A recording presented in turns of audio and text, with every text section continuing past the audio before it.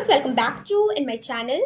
And आज के इस आर्टिकल में जो कि आप देख रहे हो, इस आर्टिकल में हम जो डिस्कस करने वाले हैं उसमें हम जियो पॉलिटिक्स को थोड़ी समझने की कोशिश करेंगे। ठीक है, कि किस तरह से अमेरिका यानी कि ट्रम्प ने जो से रिलेटेड जो भी हम न्यूज़ सुन रहे हैं, हालांकि मैं उसे भी एक सेपरेट शॉर्ट्स में कवर करूंगी कि किस तरह से आज वर्ल्ड के सामने अमेरिका पर डिपेंड होना एक देश सोच रहा है कि उनके पास कोई ऑल्टरनेटिव हो तो वो वहां शिफ्ट कर जाए, क्योंकि चैलेंजेबल हो रहा है। तो उसी बिहाफ पर हम देखने वाले हैं, यहाँ पे समझने वाले हैं इस चीज को कि अभी हाल ही में 26 जनवरी हमने सेलिब्रेट करा, राइट। तो 26 जनवरी यानी कि रिपब्लिक डे, इंडिया ने अपने 77th रिपब्लिक डे को सेलिब्रेट करा, जिसके चीफ गेस्ट यूरोपियन यूनियन के दो प्रेसिडेंट थे, राइट। एक यूरोपियन काउंसिल के प्रेसिडेंट थे एंटोनियो कोस्टा, एंड दूसरी मिस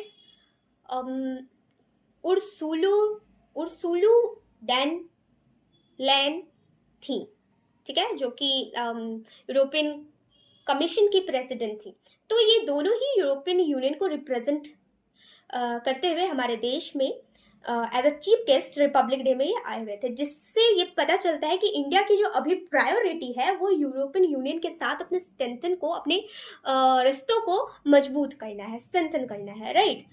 तो इसी कड़ी में हम थोड़ा जियोपॉलिटिक्स को समझेंगे कि अमेरिका से यदि अपनी डिपेंडेंसी को, कंट्रीज को या इंडिया को स्पेसिफिकली अभी हटाना है कि हम ज्यादा अमेरिका पर डिपेंड ना रहे, क्योंकि ट्रम्प की जो पॉलिसीज है वो सारी कंट्रीज को अफेक्ट कर रही हैं। तो इस पॉइंट ऑफ व्यू, इस बिहाफ में इंडिया ने यूरोपियन यूनियन के साथ कुछ ऐसे एग्रीमेंट्स करे हैं जो कि मैं आपको एज अ की पॉइंट्स बताने वाली हूँ। पहला, इंडिया ने ईयू के साथ फ्री ट्रेड एग्रीमेंट करा है। और इस फ्री ट्रेड एग्रीमेंट में क्या डील हुई है, तो deals stated that deals cover 96.6% of EU goods export to India and is expected to double EU exports to India by 2032, right. तो ये डील हुआ है कि इतनी एक्सपोर्ट ईयू और इंडिया के साथ करी जाएगी।